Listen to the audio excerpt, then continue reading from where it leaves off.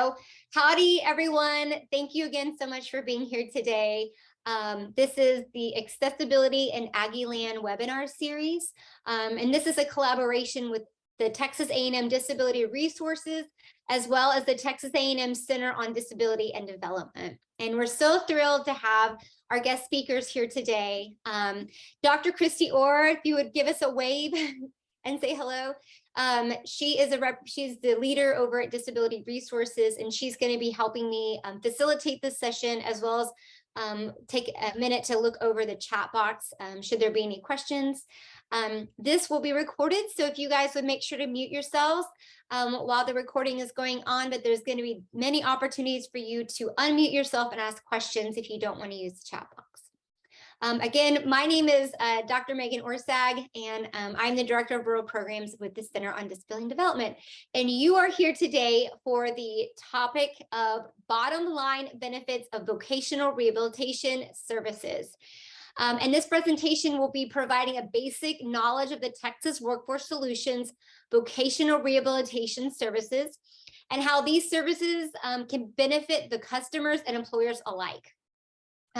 Once this webinar has been completed, you're going to have a basic knowledge of our youth and adult services, the types of assistive technology and services, such as disability awareness training that the Texas Workforce Solutions will provide. And they work hand in hand with businesses in the local areas in selecting and retaining qualified candidates and employees. We are thrilled to have Jonathan Mize and Arthur here to share a little bit more about who they are and what they do. And so I'm going to hand the microphone over to you, Arthur, and you can introduce yourself and Jonathan. All right, thank you. All right, my name is Arthur Jones. I'll get into that a little bit later. I'm a little nervous, so y'all got to forgive me. And the reason being is my surprise. I told them I had a surprise. And the reason being my surprise is this. I am an alumni. So I'm a little nervous. I got the doctors here. I got all these high, big name people on here, and I'm a little nervous about speaking in front of you guys because I feel like I'm back in school giving a presentation in the classroom. That's okay. Woo. So giggle. So let me take my hat off here. That was my surprise. Now let me open up this presentation right quick. Let me see. Let me share my screen. I'm going to click this here, and I'm going to click that there. Share that. And I'm going to click this here. How am I doing? Is that working? Looks good. All right. So if the doctors could help me with the comments in the comments section for any questions. Once again, my name is Arthur Jones. I am the Business Relations Coordinator for the Texas Workforce Solutions Vocational Rehabilitation Services.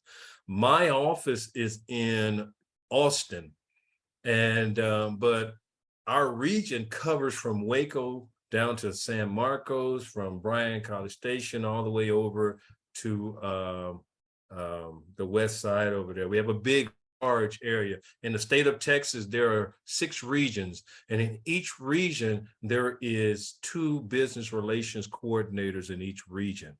So Jonathan Mize, which he'll be on in a minute, and he'll explain who he is and what areas he covers. But I cover the Travis County area and all the counties that touch the Travis County area, which they call the donut around the Austin area. Okay, so let's get into what our mission is. And our mission is to promote and support the workforce system by creates a value and offers employers, individuals, and communities the opportunity to achieve and sustain economic prosperity. And that's what we try to do within our organization. How can we get people independent and live independent, prosperous lives? Okay, there are 3 ways a person is determined to be disabled, all right? And either they're they're physical or mentally disabled and it affects their life activities, or it's a recorded impairment that they may have had from birth or acquired over time throughout their life, or it's an individual that has been regarded as having a disability. And what I mean by that, let me give you an example. Say, for instance, you have an individual that works in a warehouse and that warehouse has loud noises. Their hearing might go bad over time, and their family knows about it. Their friends know about it. So they'll tell you, hey, when you talk to Jack, don't talk behind him because he's not going to hear you. So that individual is regarded as having a hearing impairment. It might not be recorded, they haven't went to the doctor, but everybody knows that they have that hearing impairment. You know, and also the American with Disabilities Act guides us to and keeps us on the right path of making sure that people don't discriminate against people with disabilities. Okay. So we're going to get into the vocational rehabilitation program. Before I do that, I have to explain a few things. All right. The first thing is this: we work on a dual customer program. And what that is we have customers that come through our door, which are future employees. But we call them customers. And whatever it takes to get that customer job ready, that's what we're going to do to make sure that they get to the point where we consider them as qualified candidates. I'll discuss a little bit of that later. The other customer that we deal with is the employers themselves. Whatever company that we talk to, we engage with that hire people with disabilities, they're considered our customers as well. So we work it as a dual customer program. So I might, in this presentation, run back and forth and use customer on both sides. So don't get confused when I say, well, I'm talking about, I thought you said the employee was the customer. Well, the employer is our customer. So let's keep moving here. Oh, wait a minute before I do. In the vocational rehabilitation program itself, we have three categories that we work with, three categories of individuals that we work with. We work with adults, we work with the youth, and we work with seniors. But in this presentation, we're only going to deal with adults, and we're going to deal with the youth, and we're going to explain how we help them. Okay, so the rehabilitational, or I'm just going to start saying VR services, okay, because I'll get a little tongue-tied, keep saying vocational rehabilitation services. So I'm going to say VR services for adults. It's the principal authority of vocational rehabilitation for for Texans with disabilities. So we are at the tip of the spear when it comes to helping people within the state of Texas with disabilities. And we want to make sure they live a more independent life. So that's all of our programs that we have are geared or tailored to that outcome.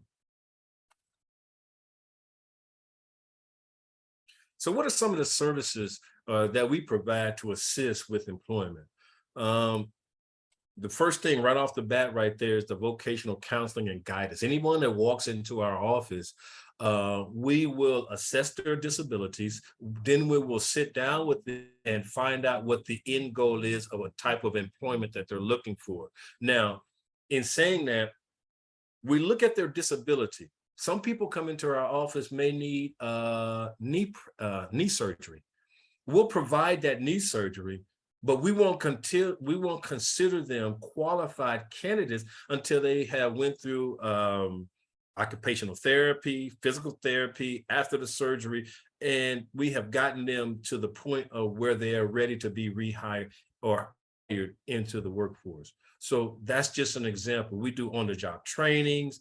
We do a lot of therapy. We send them out for therapy. We do audio testing, visual testing. We even have schools where people that are newly blind need to learn how to navigate life, we'll send them to that school to learn. We'll get more into that a little later. So I don't want to get ahead of myself, but as you can read on the screen, these are a lot of the services that we provide, or some of the services that we provide towards adults.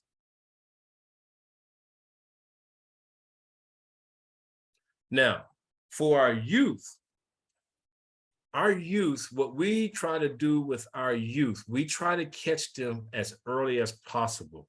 So from the age of 14 to the age of 23, we work with those youth with disabilities, and we guide them through their educational stages as far as all the way up to high school. And then we make that decision with them and their family or their guardians on what they want to do after that. Do they want to go into employment, or do they want to go to post-secondary education? And with that, we tailor everything for what that end goal may be. All right. If they want to go to post-secondary education, we have people within the schools that can assist them. I saw one lady that's on here right now that we work with, that help people with disabilities in the school system. And every college higher education system has an individual within their program that assists people with disabilities. If they want to get into the workforce, they'll fall under the same categories as the adults, because then they'll move into the adult program. And those programs that we provide for the adults will be also provided for the youth. Okay. I'm gonna pause right here and ask, does anybody have any questions so far? I think you might have answered the question about what was considered adults. So up to age 22 would be youth, and then after 22 is adults. Is that correct, Arthur? Or are there exceptions to that, or does that depend on any certain criteria? No, there's no exceptions to it. It's just they roll over into the adult program. Okay, thank you. Because there are some programs that the youth have that the adults don't have, like our summer earn and learn program, or our internships and things of that nature that are set up just for the youth. And then there are some similar programs for adults, but that's a whole different thing. So they'll roll right into the adult program with that. Did I answer that question okay? I think so, yeah. I don't see any other questions in the chat right now. Okay. All right. All right. I do have a question. I'm Yes. sorry. My daughter is the one that did the SEAL program the last 2 years, and she just turned 21. The reason why I asked about the age is because there's different rules depending on what program you're in and which service you get. Like Medicaid considers when you turn 18, you become an adult. However, not if you're on Medicaid. They don't consider you an adult till you're 22. So she participated this past summer at age 20 and the previous summer at age 19. So at what point, where is it based on age, or is it based on the level that they're at in school? Because if they complete all of their academic requirements, they're still, like, Audra's in an 18 plus program until she ages out. So anyway, that's why I was asking about adult versus youth. So she's 21 now, so I think she's an adult all the way around. But when you said the SEAL program, did you say there was 2 separate ones for youth versus adult? No. There's not 2 separate ones. No. Okay. What'll happen is once she reached that cutoff age, she'll just be rolled over into the adult program. And then there's no SEAL program for adults, but then we start getting into internships, paid work experience programs, things of that nature. Okay. That move them into the adult programs. Yes. Okay. Thank you. No problem. All right. So now we talked about one customer that we work with. Now we're going to talk about the other customer that we work with. Now, Jonathan and I, what we do is we go out and we talk to businesses, and we tell them about our services. So we're going to get into right now on what that customer or that business, what we look for or what they look for with us. So business, Texas Workforce Solutions Vocational Rehabilitation Services provide diverse solutions and resources to Texas businesses through outreach, which is what we do, consultations, which we'll get into a little bit later, and technical assistance to assist those recruitments and retention of qualified candidates. Now, we keep saying qualified candidates, and I'm going to briefly touch on that, what we mean by qualified candidates. So say, for instance, a person comes in, I'm gonna use this quite a bit through this presentation. A person comes in, and because a lot of insurances don't cover hearing aids, but we do. So they'll come in wanting assistance with hearing aids. Well, we'll send them and get them a hearing test done to determine what type of hearing aids they need or how bad off their disability is. And then we'll provide them with those hearing aids. Now, depending on what their status is, what I mean by that, whether they are looking for a job, which is in recruitment, we'll help them and assist them in getting into that position and, you know, looking for those type of jobs that they're looking for. But in the retention side, if they're already working, just like I was saying about the individual that worked in the warehouse that might have bad hearing, we'll help them retain their jobs. You know, so they might have need some accommodations where they might need some lighting, or like flashlights, or I mean, not flashlight, but lights that flash when there's a hazard or there's a danger or things like that, because they might not hear, but they can see, you know. So these are some of the things that we do for businesses, and let's keep moving. So once again, at the very top, recruit qualified candidates with disabilities. We talked about that. This is the conduct worksite assessments and job analysis. We come in and we look. If you've never hired a person with disability, or that you do not know that you've hired a person with disability, we'll come in and we'll assess the business to let you know, hey, you might want to think about this. You might put something here for that. We'll just give ideas and give you, you know, recommendations on what you might need to help accommodate that individual, and just reasonable accommodations according to the ADA. It's just reasonable accommodations for that individual to perform their duties in that workplace. We talk about tax incentives. We do diversity trainings or sensitivity trainings in the workforce. We'll into a business and we'll do what we call, we're sending coaches. If we need to provide coaches for an individual that may not quite get their task in the job, we'll bring in a coach that'll sit there and coach them through and talk them through the steps until they get it, until they are able to understand what they're supposed to be doing in that position.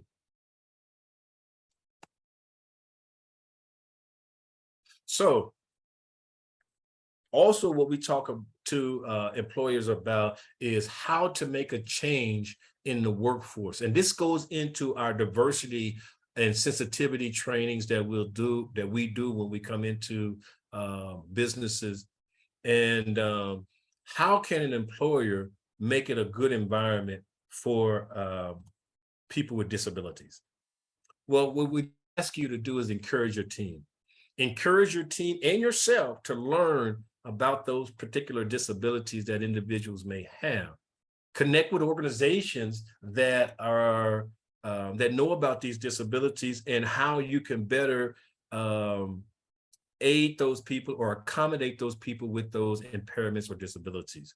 And then you lead by example. Lead, because it goes from the top down. You lead by example and let your co-workers know, your employees know, your staff know whoever's in your organization know, hey, look, we are promoting this. We are behind this. We are with this, and we're not going to discriminate. We're not going to talk bad about. We're not going to do anything negative, but we're going to create a culture and an environment and an atmosphere that is conducive with positivity and growth, because that's what every organization wants to do. We want to grow and do better. So, in saying all of that, in a little nutshell, I'm going to briefly touch over some assistive technology stuff that we have within our organization. And the reason I want to bring this in here is because when we go out to a lot of organizations and you start talking to people about disabilities, I have no idea why, but one thing first that they do, they think the worst about a person with a disability. Then the second thing is they think about liabilities and how much it's going to cost. And trust me and believe, by the time I get done with this, you're going to realize that there's no real cost to this, which I know you guys already know, but I wanted to throw this in here and show you some of the things that we have and what we can bring to the table if people hire individuals with disabilities and impairments. Okay, so what is considered assistive technology? Well, the Disability Act of 1988 says any item or piece of equipment or product system acquired commercially, off the shelf, modified or customized, and used to increase, maintain, or improve functional capabilities for individuals with disabilities. And that's a mouthful to say that that's a whole range of things. That's from one side of the pendulum to the other, from low tech to high technology equipment. And I'm going to talk about these three things, but I'm just going to put these on the screen and I'm going to give you a few scenarios. And I want to roll through these slides pretty quickly because we have something on the back end that I'll introduce Mr. Mize, and he's going to talk about a few things. So let's get into these three right here, and then we're going to move on. Low tech. Low tech items, you know, are just simple everyday things that you may have around the house. We had an individual that worked in a warehouse, and they would send him to a different department within the warehouse, and he'd be gone for a long time. And they were getting frustrated. He's a good worker, but they would get frustrated. And they're like, what is this guy? He'd be gone for a while, and then he'll come back with the wrong stuff. So what would happen was they've realized that he didn't disclose his disability, but he was dyslexic. So what happened to accommodate this, the person, what they did was they posted up pictures all around the warehouse, and they would tell him, hey, go to the basketball department or go to the football department. And he would look for those particular pictures when he would go, and it would help out and sped up the process, alleviated that problem. He's still working to this day. All right. So those are some no-tech ideas, like, as you can see in the picture, ramps, punch cards, things of that nature. I'm gonna give you another tech. We had an individual that was in a wheelchair, and they requested a bigger desk that sit higher so they could slide their wheelchair up under the desk so they could use a keyboard better. Well, the desk that they needed or wanted was too expensive, and it would have took some time to save up the money to get that type of desk that that individual was looking for. Well, what we did was we came in, raised up the desk, and put some blocks up under the desk, which allowed that individual to slide up under their desk. And that's another thing of low tech technology for an individual with a disability. Now, I mean, sorry, I said low tech. That was no tech. This is low tech. Low tech or magnifying glasses, keyboards, mouses, those magnifying glasses that you slide over your screen, all of those low tech items that help an individual perform their job at a better rate. You know, it doesn't require much. It's just, you know, just a little bit of dollars here and there to get them where they need to be to move them forward and help them complete their tasks. Now, when you get into high-tech stuff, high-tech equipment can get expensive. However, us at the Texas Workforce Commission are willing to assist as much as we can, because we have a lot of stuff in our quiver that we can provide to businesses or to the individual at that business that will help them. Now, we'll come in and we can do assessments on your software and see if it's compatible with any of the what we call what is called the JAWS equipment or software. Mr. Mize can talk on that. Is he here yet? He was driving in. He's here, Arthur. He's just having unmuting, so Meg and I are trying to figure it out, but we don't know what the problem is. Okay. So I'm sure he's trying to mute because he's like, okay, wait a minute, you missed something. But when Mr. Mize, I'll let him explain his disability, but he works with our JAWS and our equipment or software for our computers and stuff quite a bit. And he'll be able to explain how that for visually impaired people, how they can use their computers and stuff. But we have so much technology. We have magnifiers that can read books and texts, or they can voice the text. And, you know, I'm sure you guys have heard of the Dragon software that you speak in it and it types everything for you. Whatever, we have a gambit of different voice recognition softwares and eye recognition software that you can look at your screen and it'll follow your eyes. You blink, it'll click like a mouse. We have all kinds of technologies that we provide to individuals that are visually impaired and also hearing impaired. And so I get excited. So let me keep going because I'll sit on this one thing here and talk. So a lot of the communications aids, like I was saying, speech for people that have speech disabilities or writing disabilities, these softwares can handle or take care of that individual, and you wouldn't even know. They'll send you an email, and you'd be like, okay, I didn't know they had, I thought they had a problem. Nope, not at all. We have so much stuff, and we are able to bring it out to the employers and show them how the technology works, what it looks like. We can give you the cost of it if you want to buy it for your company itself, but we will provide it to the individual if they request it, and we'll get it and have it delivered to them at their home. Once again, these are speech aids and write aids or writing aids or things of that nature. This is some more stuff that I've brushed over and talked about.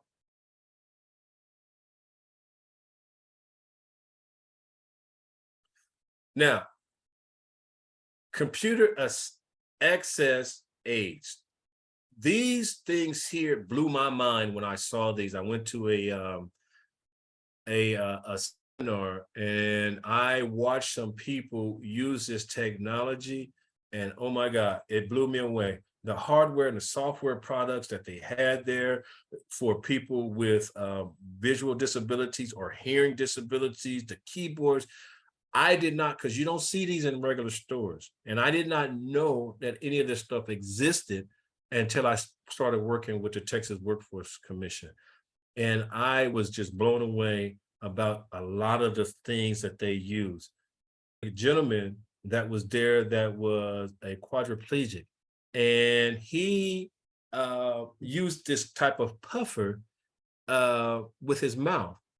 And he was there racing people to type.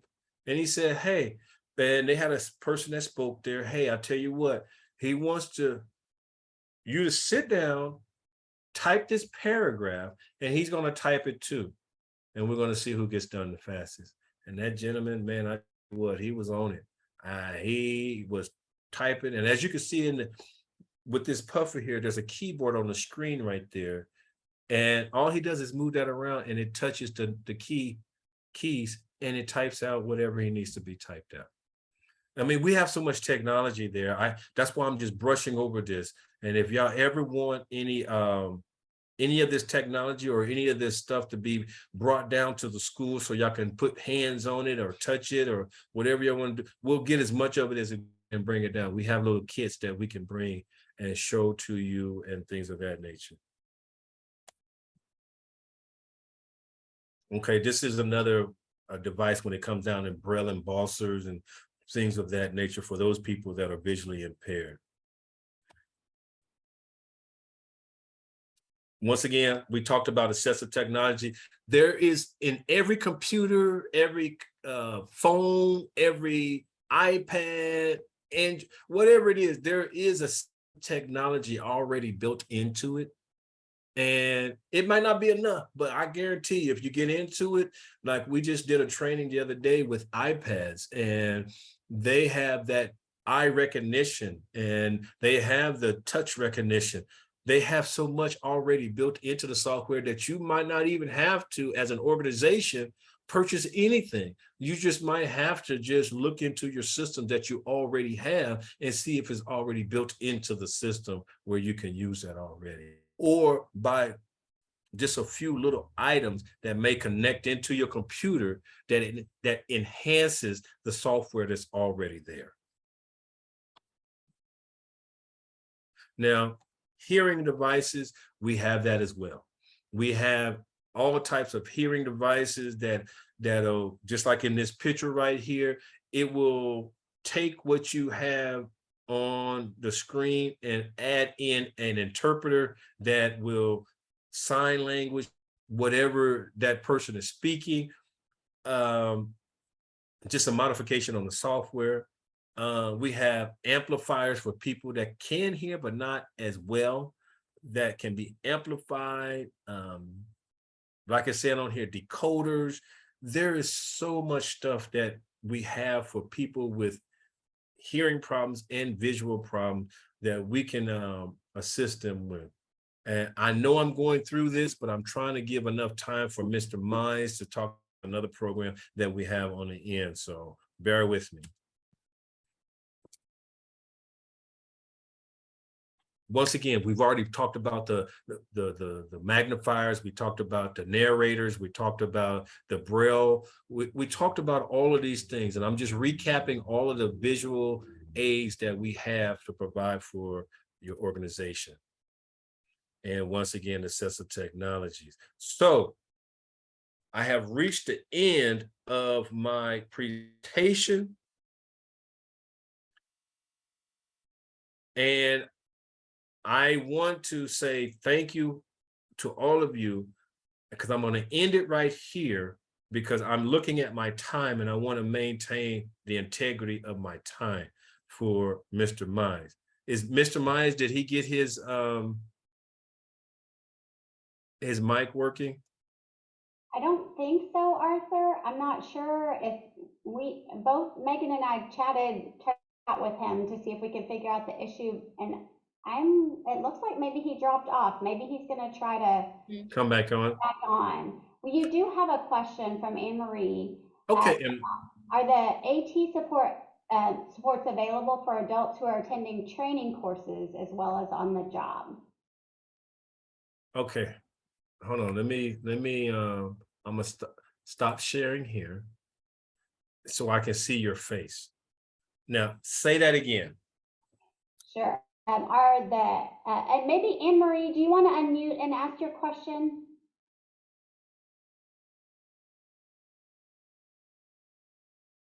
Anne Marie, we can't hear you. I was double muted. Can you hear me? Can you hear me now? Yes. Okay. Hi, Arthur. Thank you so much. Quick question. Yes. I work with adult education and literacy providers across Texas, and we work under direction from TWC. Okay.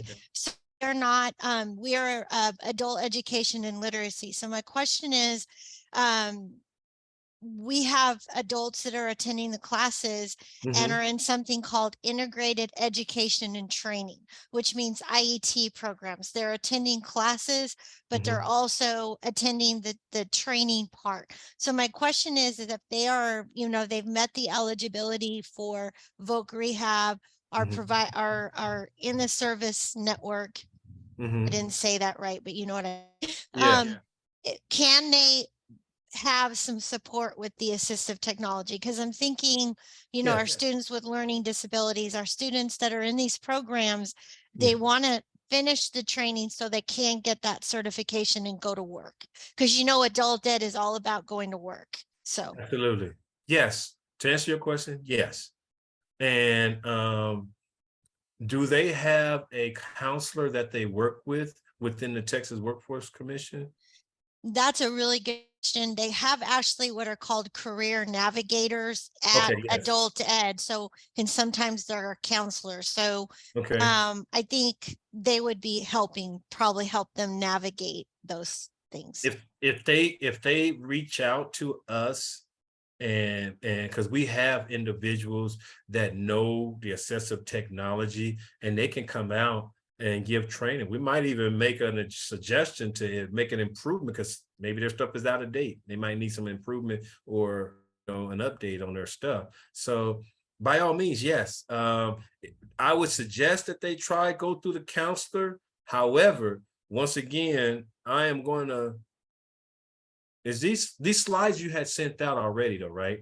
So in those slides, it has my contact information in there, and I'm going to put my contact information in my phone number, and that way you can, oh man, I don't even know how because if I hit enter, it's going to put that in there. So I'm just going to put and put my email. Thank you so much, Arthur. No and I problem. won't take up, I will probably be contacting you anyway. Yes. So, okay. Thank you so much. Please contact me, and what I'll do is I'll link you with the right people to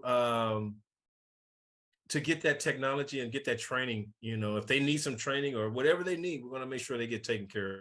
Absolutely. Thank you. And does anyone?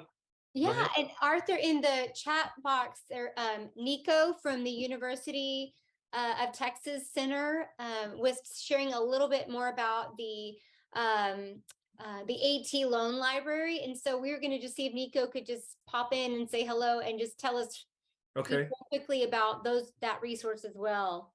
Okay. Hi y'all. Yeah, sorry to rain on y'all's parade. I know you guys have your own on. No. We're all in this together, kind of. It's the same thing.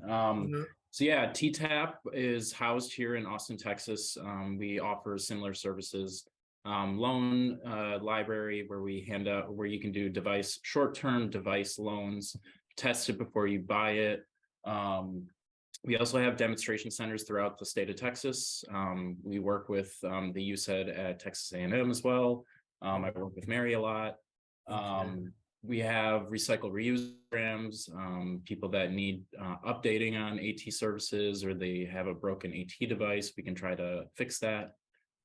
Just a wide variety of things. So I have one question. Well, yes. Actually, I got a couple of questions, but the question is, okay, so you guys allow people to test the equipment before they buy it? Do y'all help them purchase it?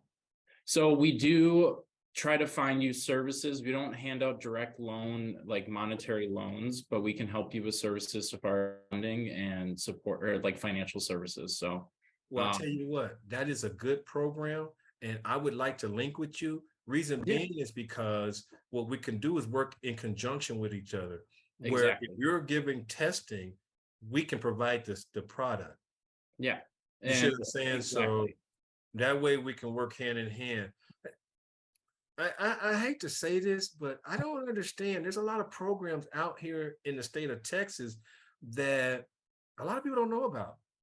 Arthur, this is Jonathan. I just got on. So Well, look at Jonathan. yeah, What? yeah. You Oh my mentioned God, JAWS, and as a JAWS user, I think there was a glitch. It was wanting to update my JAWS during an important meeting led by Megan and the A&M team, and I apologize. And Nico, great resources and TPAP. You noted, is Angela with your team as well?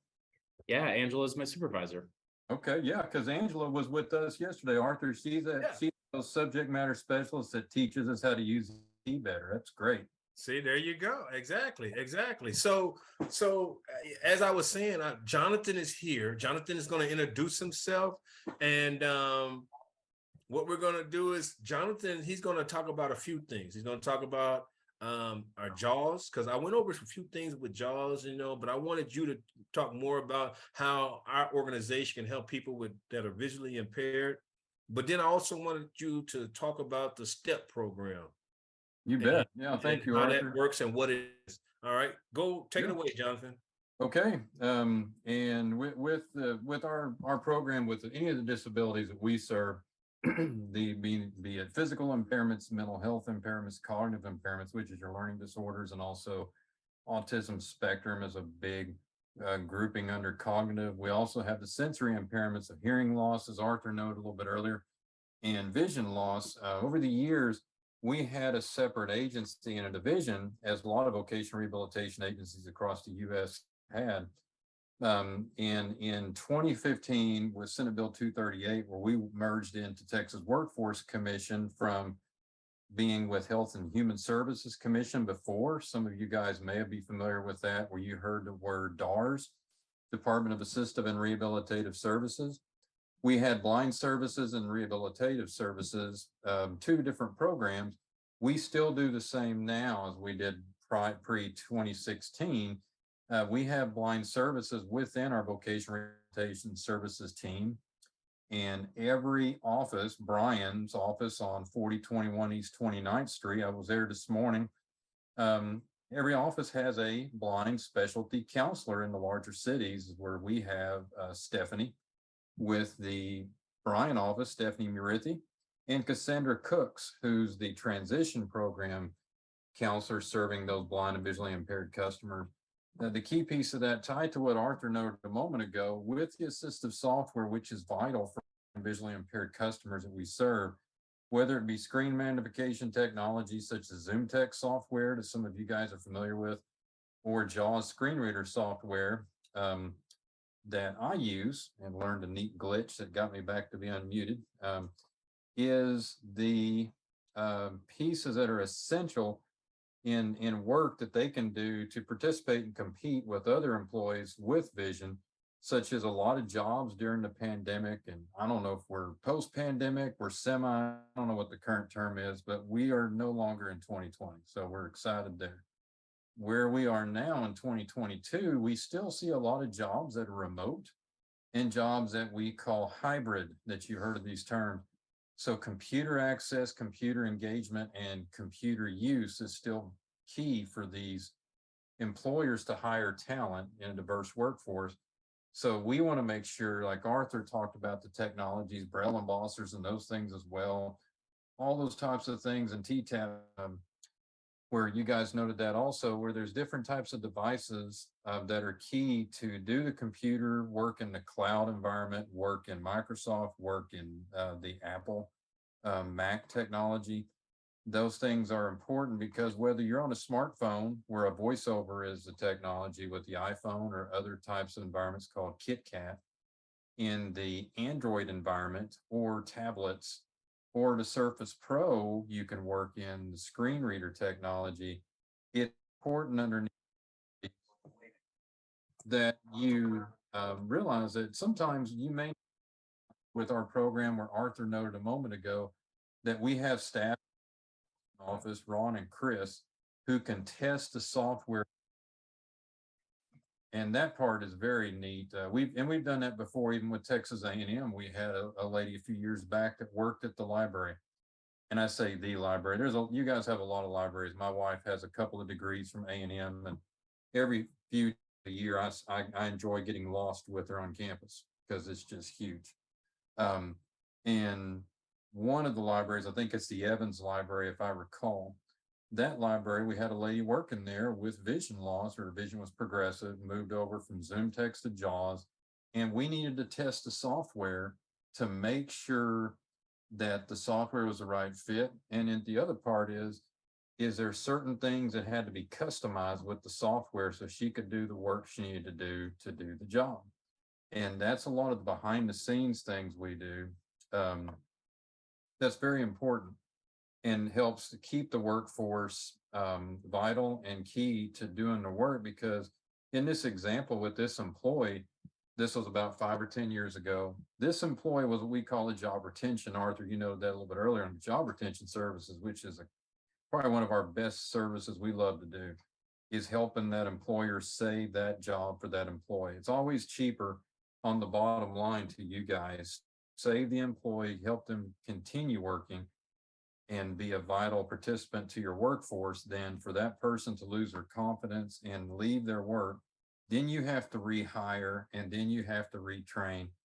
And I don't want to move over to the chat and look at the frowning emojis because I'm sure none of you guys understand there's a lot of time involved with retraining and rehiring. So we love to retain the work. And that's what we did. We got a call from this customer with her supervisor involved as well. They wanted to retain this employee. She did work, but her vision was changing.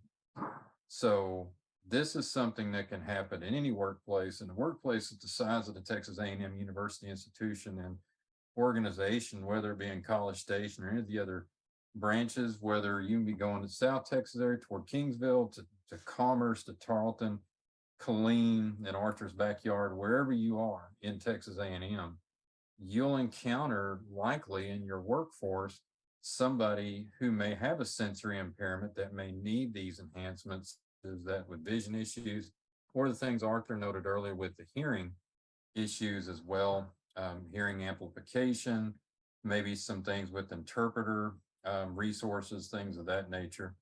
Hand it back to you a moment, Arthur. You may give a little bit of a update on the paid work experience resources and STEP. Yes. Okay, I'll do that too. So with STEP is successful training to employment programs. Well, with STEP as an agency, you have to do acronyms and make them sound exciting. So we have paid work experience, and it just doesn't sound exciting. Say we like to talk about a PWE. You know, it is the same thing, the successful training to employment program. But what that is that we're trying to do more and more around the state, and something to think about where you could reach out to myself or Arthur, is this is what we call group-based paid work experience in a training environment. What that means is we look at 4 minimum, and it can be 5, 6, 7, even more customers who would be training at a work site on a job, on an in-demand job, preferably. And it can be an education institution, it can be in healthcare, it can be in research, it can be in logistics, wherever it might be or might fall. And in the bottom line with that is what we do is we will work with the customer in our program. We will pay a training wage up to 30 hours a week, up to 12 weeks. It can be less than 12 weeks training, be less than 30 hours a week, but we can't go over 30 or longer than a 12-week training. And then the employees or the folks there are helping with the training, and then you are seeing how the individual with the disability is building up their skills, growing, getting the process down, maybe the pace of the work, the accuracy, and also those soft skills built up to be a part of the work culture.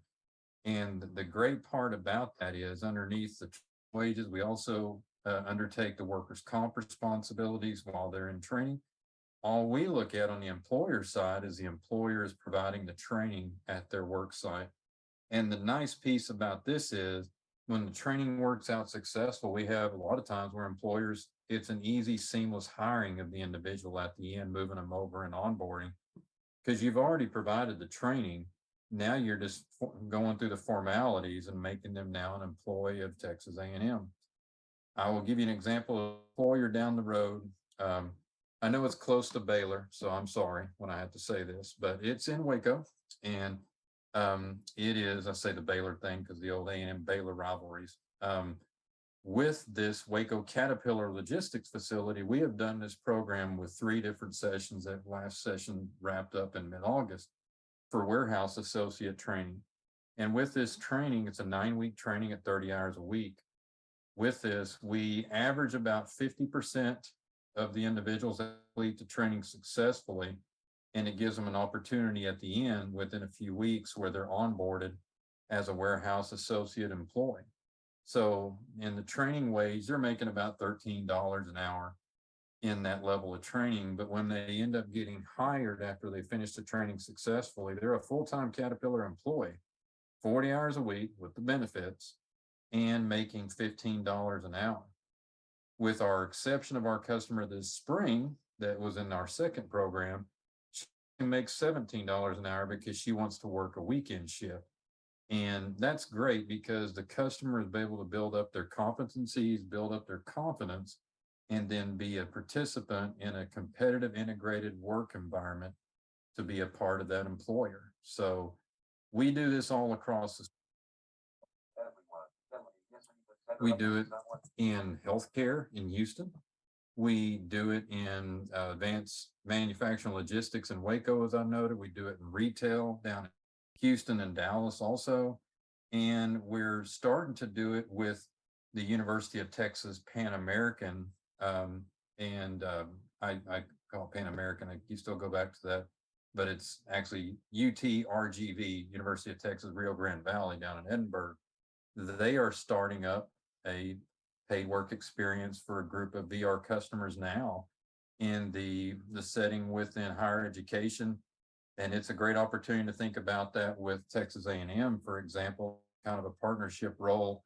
I say this, and going back 10, 12 plus years, I've been on the Bridges advisory team with the Center for Disability Studies with Megan and her group years back when we did the PASS program that some of you guys may be familiar with. And another option where we can be able to do this as a resource, where this is an opportunity similar to a program Arthur mentioned a little bit ago about our transition age customer. You may have heard about some places in town that work with those high school students with disabilities, helping them with work skills, called Project Search. And Project Search has those opportunities too, where sometimes those students, when they're done with school, they can then take those skills and go do that work and be hired, such as what they're doing at Baylor Scott and White Health Hospital in College Station, the hospital in Brenham, and also the Texas A&M Hotel and Conference Center in the backyard of Kyle Field, your campus. We're doing a Project Search right now as well. So that's kind of just a summary, a quick overview of STEP and our paid work experience resource as another way to kind of connect in those inclusive solutions for your workforce with employers such as Texas A&M or any employer in the area needing to fill jobs. With that, we talked about STEP, the visually impaired customer side. Any questions from Megan, or any questions for those topics I can help with? No, it looks like there was a question in the chat box, but I think Arthur addressed it. Okay, good. That is great. Let me see.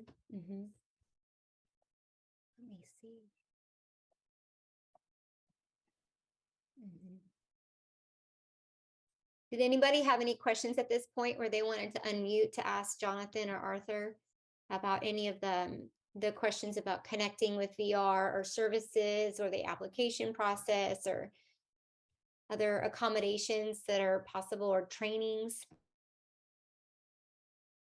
I have a question that I'll ask. So this is Please. Christy. And I actually had a student who came in and met with me the other day and said she needed to do her application, but it's really long and she just didn't know some of the answers to the questions. So she's going to come meet with me and I'm going to attempt to help her, although I don't know that I know the answers to the questions.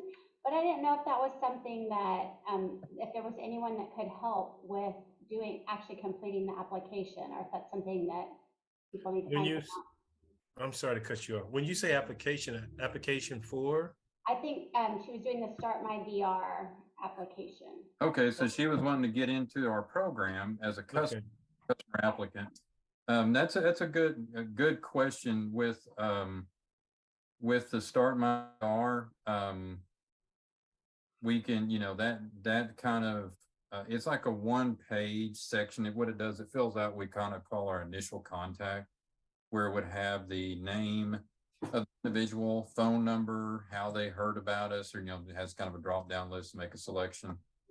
Method to contact could be phone number, email, that type of situation. We also can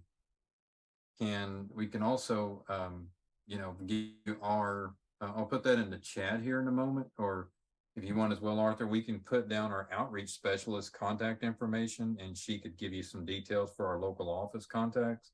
Her name is Giovanni Terenzio, and she's kind of our, any type of technical issues that come up on that Start My VR resource, she can give you a real quick help.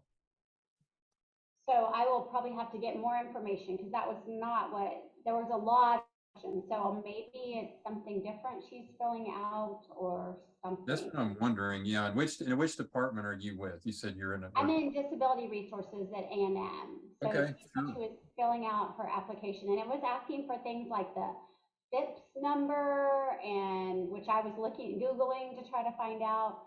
And a lot of information about her disability. We were meeting about something different, and she just said, and I think, and that would be, and that would be more detailed than the Start My VR.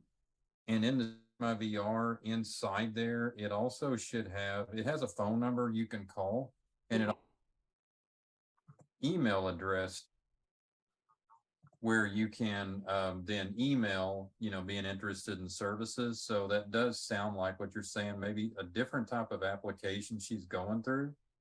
Yeah. Hey, Jonathan, real quick. Yes, sir. Can you see this on the screen? Yeah, we can see it here. The Start My VR. Well, yeah. Okay, so on the Start My VR, what I did was let me go back. I Googled and I went down here, the Texas debut Start My VR, clicked on that. It brings you to the Texas Workforce Commission's information page. And I just clicked on Start My VR. And then when I clicked on Start My VR, what I'm gonna do is I'm gonna copy this and I'm gonna put it in the chat. But I did the wrong thing. What did I just do? Messed up here. I just messed up. Let me unshare and share again.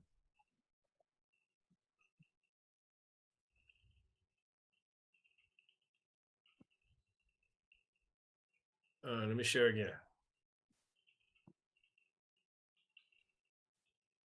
Okay, so the in the Start My VR, you would just put your last name, first name, anything that's got the asterisk behind it, birthday, address, just the contact information.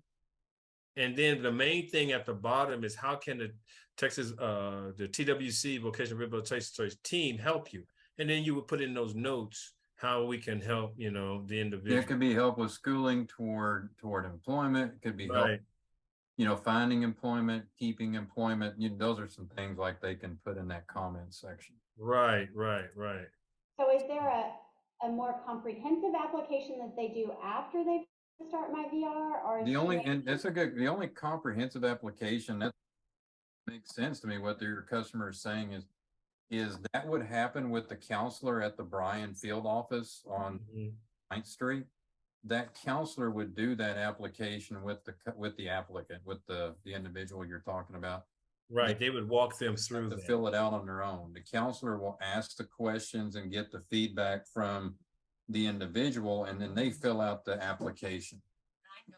Awesome, that's helpful. Being the VR employee, not the customer. I just sent an email to the student to clarify while we were talking, because I think maybe I am not the person to help her, because it sounds like there's something information that there must be a different type of thing she's going through, and I'm wondering too. I could be off on it. We just don't know, but she could even be in a situation she's trying to register with work in Texas, perhaps.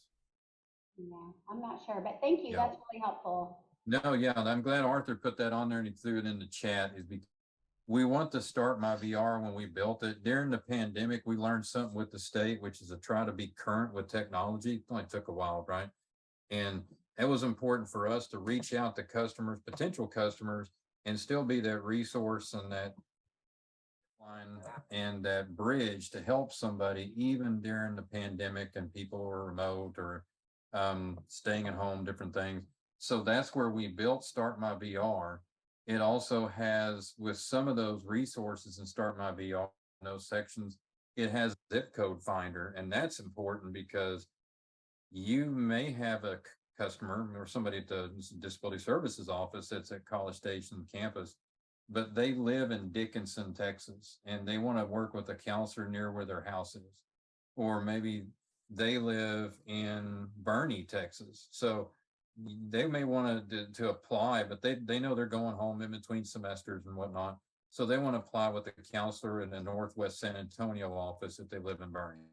So that's why that zip code finder on there is very helpful too, when you're kind of searching around. And that's something that we really felt was great when they built this. It makes it easy. Like Arthur showed on that screen, at the most, it's a 2 or 3 minute dance on filling that information in and submitting it. Then the counselor in the respective office, they'll reach out to that person that filled that information out to set an appointment for an application. So that's a good question. That's a great question. The other thing, I put that in the chat earlier, this is a FYI thing. And I actually saw Megan this morning. I thought it was pretty cool. I was over at the Brown office and I said, I'll be in with until the Hearn train that went 10 miles long. Yeah. On the way back. So yeah, you could have had like the whole video session just watching the train. The in the morning, when some things Martha and I will do is outreach and working with businesses or resources to let them know about the program, things we do, some of the things Arthur mentioned toward the beginning of the presentation. This morning, such as my meeting, I had a brief meeting with the Bryan College Station Chamber of Commerce on Briarcrest. We provided them with our job retention services, paid work experience services, and business partnership materials, because business many times don't know what they don't know, and can make those kind of uncertain about liability concerns and different things, or putting somebody on long-term disability, rather than finding out maybe that person with the disability might be able to do a job in a different, and then bridge over, maybe if they had a recent surgery or maybe they had to get some mental health therapy worked out, then they can then move back into their job. So that's why we connect with places such as that. And the piece is with this presentation, Arthur, it's mentioned earlier, Arthur, is great, is this is really how we get our information out, is in events like this, to let you guys know about the programs, the resources. Customers can do the Start My VR, or customers can, even now, and we encourage that too. Let's say a customer is a student with disability or employed at the disability A&M system, and they want to go by the office. They can go to 4021 East 29th Street and go to the VR office. We are open Monday through Friday, and they can walk in. They can go there and see a counselor of the day and do the information in person if they want. We encourage that as well. Jonathan, this is Megan. Yes. I had a question that sometimes we encounter people who are our employers or fellow colleagues, or it's a faculty member working with a student. So what is our role, like as a community member or as an employer or as a fellow colleague, in learning more about VR and what you provide, and then connecting that with others, or what is our role in sharing that or supporting other people? That's a good question, Megan. I would say probably the first step is just, if you have questions on, are there some programs, are there some materials that we can share when we're with our interest groups or maybe our meetings that can be beneficial, with what your program offers that we can provide to others so people can learn about your program. And you often, when you do that, I've always found you end up reaching one, because if you can reach one, then you can reach two and you can help others out there. And as well, if there's some things you have questions about with maybe some specific trainings, or maybe there's a, maybe a department where you see some, hiring needs going on and you're working at a department and you're like, I wonder, is it okay if we have a conversation with the VR office? Can we send or set up a system where we can send job applications or job postings and see if we kind of call in our side of the space, mine and Arthur's, ready for work customers that would be interested in applying for the job and have the minimal skills, credentials to apply, because that's a good starting point too. And sometimes things with departments or teams you're working with is helpful. We can do different things, and Arthur may have mentioned this toward the beginning, but we can do things with like management teams or interest groups, such as disability awareness training or disability etiquette training. We also can do conversations on disability myths versus facts in the area of employment. Great piece on that earlier with the conversation about accommodations. Most accommodations, honestly, are under $600. So that helps with employers to understand, because they may have somebody with a wheelchair in the workplace that's just started and they're looking at the wheelchair rather than the person, and they're thinking, oh, I'm going to have to be spending thousands of dollars for my work environment, when maybe all it took was to move this trash can that was in the way of a hallway from one office to another, and the desks were already high enough when they looked at it. So those are just some examples where the first thing is, if you have some questions, some interests, or some topics where we can help with your resources you guys engage with and work with regularly, is just to set some time up to give us a call or email, set an appointment where we can find out what we can offer to you all to help with any materials, or even trainings and things where we can come in there with you. Thank you, Jonathan. Welcome. You guys, anybody else got any questions? I know y'all do. Anne Marie has a question that she put in the chat, but if she wants to unmute, that would be great. Okay. Okay. So, hi, Jonathan. This is Anne Marie. I work with adult education and literacy providers. We provide professional development to the teachers.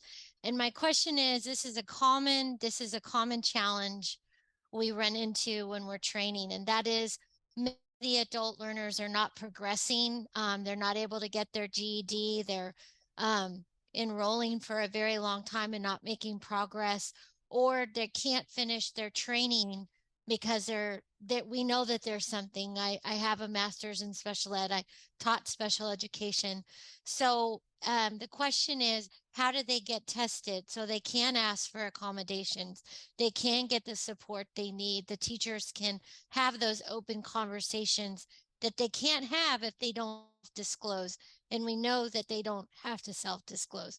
So does Voc Rehabilitation help pay for testing, or do they have to meet the eligibility and be part of Voc Rehab?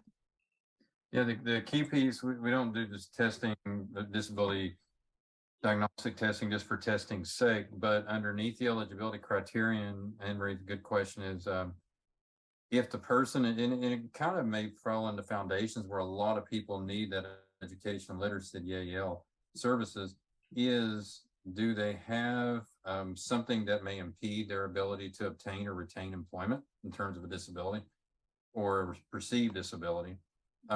And would they be interested in services that could help them to get to that goal? And in that situation, if you got some customers that are going through adult education programs and you just have that conversation, say, let's say Sally is one of them going through this and is struggling. Sally, and going through to get your GED equivalency, is this something you'd like to achieve to help you progress better and get a better job, or maybe have an opportunity to get a job? And Sally says, sure, I think this would help me.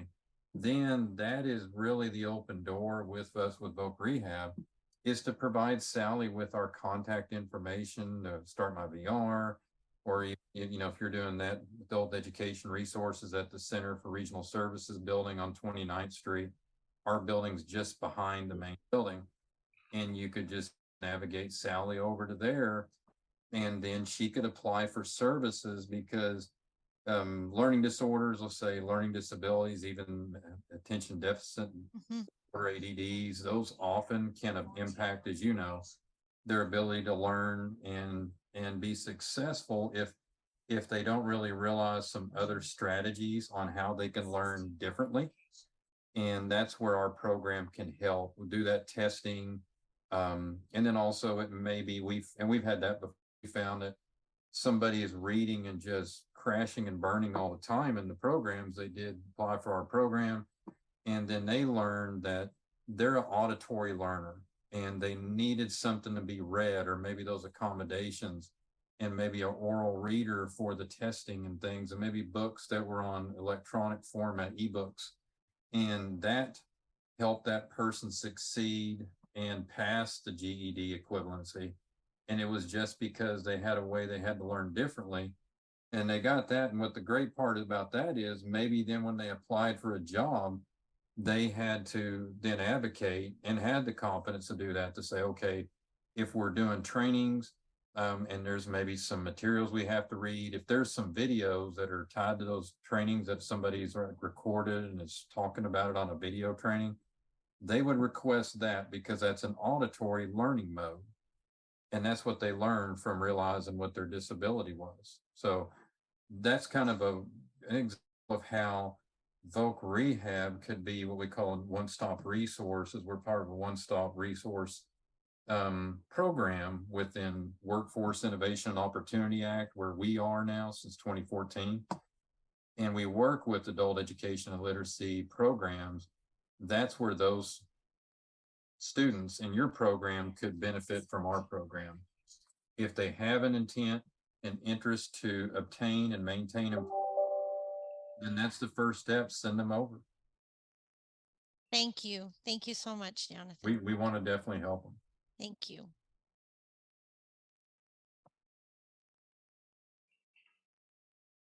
Are there any other questions?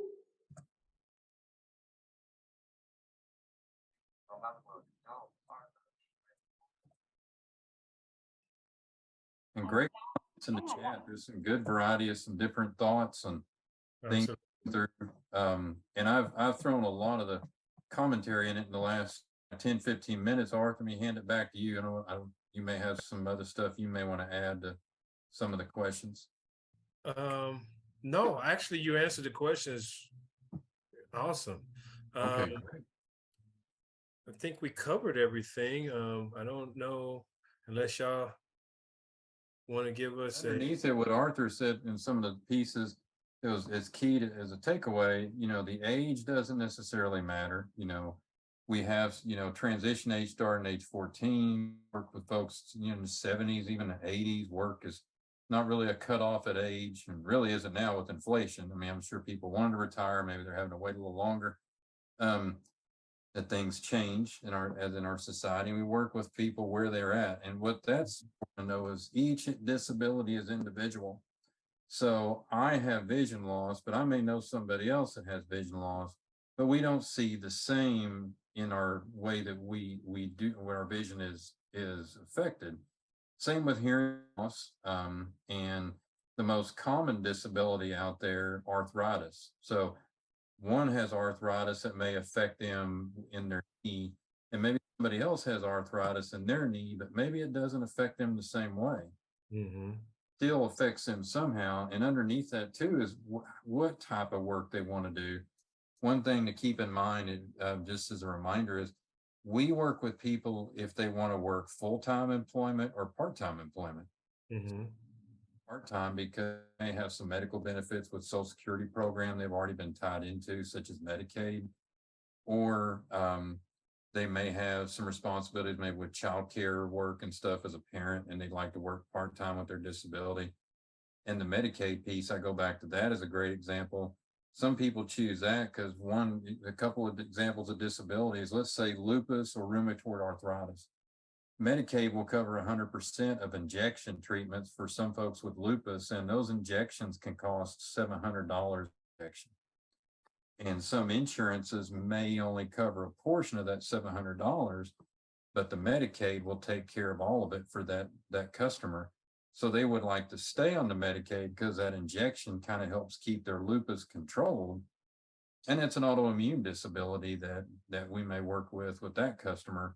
And rheumatoid arthritis is a similar example where sometimes their arthritis injections are very costly. So we look at that, and job retention is a key piece to take away too, where part-time or full-time, one thing to think about, even if it's an employee in the Texas A&M University, for example, is we love to help people with what we call physical restoration services. What that means is somebody has maybe a hip surgery that's needed. Maybe they have, maybe they need to have a hernia repair done. It doesn't mean this happened at work. This is just life that knocked on your door. And now, you're 48 years old and all of a sudden you got the joy of a sports hernia you have to get repaired. And even though you have health insurance, you have that fun thing called coins, or that's what my 15-year-old daughter calls it. She said, "Dad, what are these coins?" The co-insurance and your medical deductibles. So if there's frowning faces in the chat, that's okay. It means y'all been through that. So insurance medical deductibles, what your insurance is not covering and what's out of your pocket. So we can also help with that individual who's employed to reach out to our program. You need hip surgery to help retain your work. Because let's say you're a assistant professor in economics and you have to stand in the May School of Business and just teach this 3 days a week, six classes throughout the week.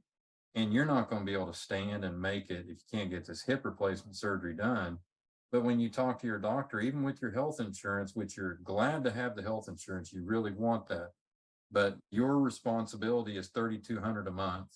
You have 3 kids, maybe just maybe have some other financial obligations that have come up. You have the thing called a mortgage, all these things, and you're making a decision. I got to come up with $3,200. Well, sometimes people put that off because of that responsibility cost, and that's where they can reach out to our programs, because we sometimes work with customers. Their insurance will do the surgery, and our program can help with what the insurance doesn't cover. So that's a key piece to hearing aids as well. Arthur mentioned earlier, most insurance still does not pay for hearing aids. Audiology exams, dispensing, those things are covered, but a hearing aid on average is $3,000 to $7,000. Not many people have that hanging out in their wallet. If you do, you're very Dave Ramsey focused, of course, but if you don't, that's a lot of money for somebody. So that's an example where we often have those folks with the need for hearing aids to reach out to us when they're already working. So those are just some things just to take away to share with you guys and kind of think through. And you may have some folks in some different departments where maybe you've seen somebody maybe working under there and they're struggling or something's going on, and you can tell them about our program, because underneath all of it, Arthur mentioned in the beginning, it's a confidential process. It is very similar to mental health counseling. It's between the customer that applies with the program and their counselor, vocational rehabilitation counselor. Nobody else needs to know about what's going on.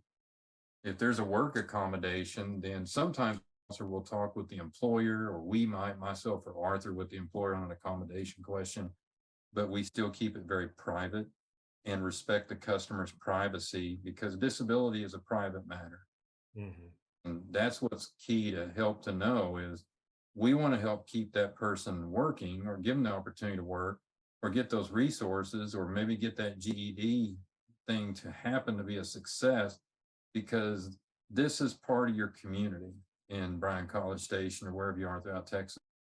You can take this with you, some neat tips. The largest minority group in the United States is people with disabilities. Also, 1 in 4 Americans has a disability.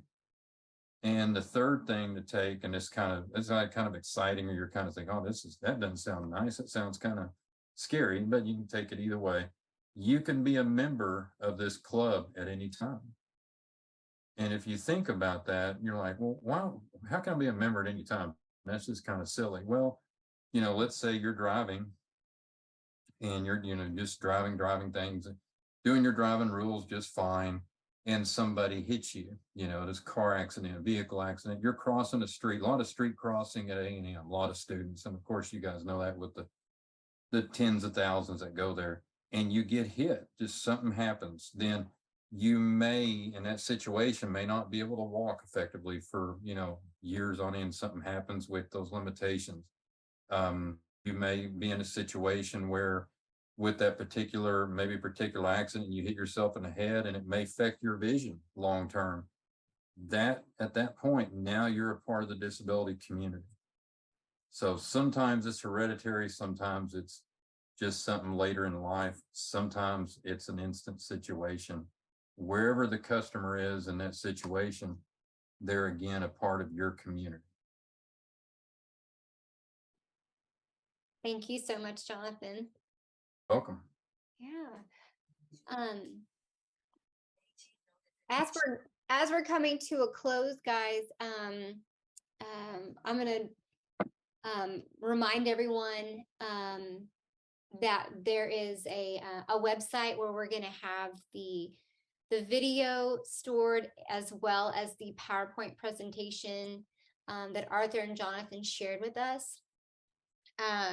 And on that, we can share some of their information. If you have questions or you want to request a presentation from Arthur or Jonathan, or some of the topics that they've covered or are able to cover, that you would reach out to them and invite them to your groups so they can share more about Texas Workforce Commission Vocational Rehabilitation. And Arthur and Jonathan, I cannot thank you enough for your time. I know that it's incredibly precious. And y'all are very, very busy.